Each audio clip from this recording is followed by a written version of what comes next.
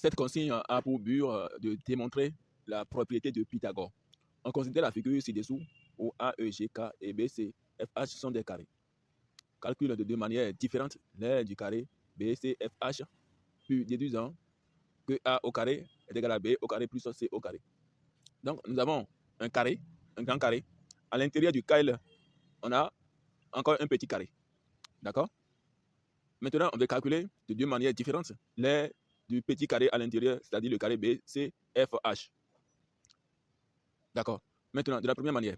La première manière, c'est de voir que au moins le carré B, C, F, H a un côté que nous connaissons, le côté A.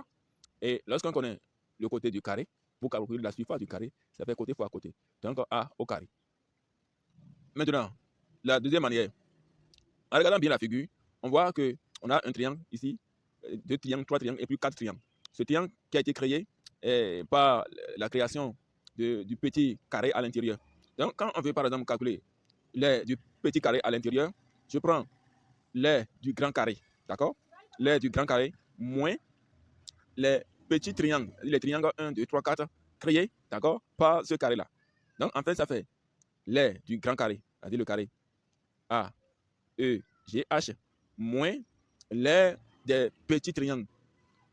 Mais, alors, quand on regarde les petits triangles, on voit que le côté AC est égal au côté EF du deuxième triangle, qui est aussi égal au côté GH et aussi égal au côté KB. Et quand on prend le côté BA, par exemple, c'est égal à EC, d'accord, de ce deuxième triangle, égal à côté GF et aussi égal à côté BC. Le côté BC est égal à côté CF est égal à côté FH et égal à côté HB. Dans ce cas, lorsqu'on dit que les triangles sont superposables. Alors, si les triangles 1, 2, 3 et 4 sont superposables, d'accord, là, on peut dire aussi qu'ils ont les mêmes surfaces, ils ont les mêmes aires, d'accord. Ça veut dire que l'aire du premier triangle est égal à l'aire du deuxième triangle, est égal à l'aire du troisième triangle, est égal à l'aire du quatrième triangle. Dans ce cas, on peut écrire autrement, d'accord, l'aire du petit carré. Ça veut dire que l'aire du carré BCFH est égal à l'aire du grand carré AEGH, d'accord, moins 4 fois l'aire, d'accord, d'un triangle.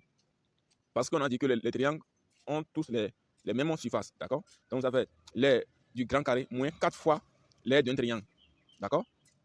Maintenant, on connaît le côté, on peut calculer l'aire du grand carré aussi autrement. Ça veut dire que l'aire du grand carré, ça fait le côté AK au carré. Alors AK, on prend le réel B, AK ça fait B plus C, d'accord. Donc ça fait B plus C au carré. On est d'accord. Maintenant, quand on prend le triangle ABC, l'aire du triangle, ça fait base fois hauteur sur 2. Quand on est ici au niveau du triangle ABC, donc la base, une base de ce triangle, ça fait, par exemple, on prend B et la hauteur C, d'accord? Donc ça fait base fois hauteur sur 2. Et on peut développer l'identité remarquable. Donc ça fait B au carré plus 2BC, d'accord? Plus C au carré, d'accord? Identité remarquable A plus B au carré. Ici, on va simplifier le 2 qui est le dénominateur. Ici, par le 4 qui est de l'autre côté. Donc ça va faire 2BC. On est d'accord. Ici, on peut simplifier les 2BC par ce 2BC. Donc ça fait plus 2BC moins 2BC. Donc ça fait 0. Donc ça me reste B au carré plus C au carré. D'accord. Donc l'aire du carré BCFH, ça fait B au carré plus C au carré de la deuxième manière. D'accord. Et quand on prend la première manière de trouver l'aire de ce carré, qui est A au carré, on nomme ça 1. Et ici, la deuxième manière. C'est le même carré. Donc ça veut dire que la première manière est toujours égale à la deuxième manière. D'accord. Ça veut dire que quand on prend le premier résultat, la première réponse qui est A au carré, d'accord, l'aire du carré B, C, F, H, ça fait toujours égal au B au carré plus C au carré, la réponse trouvée pour la deuxième manière.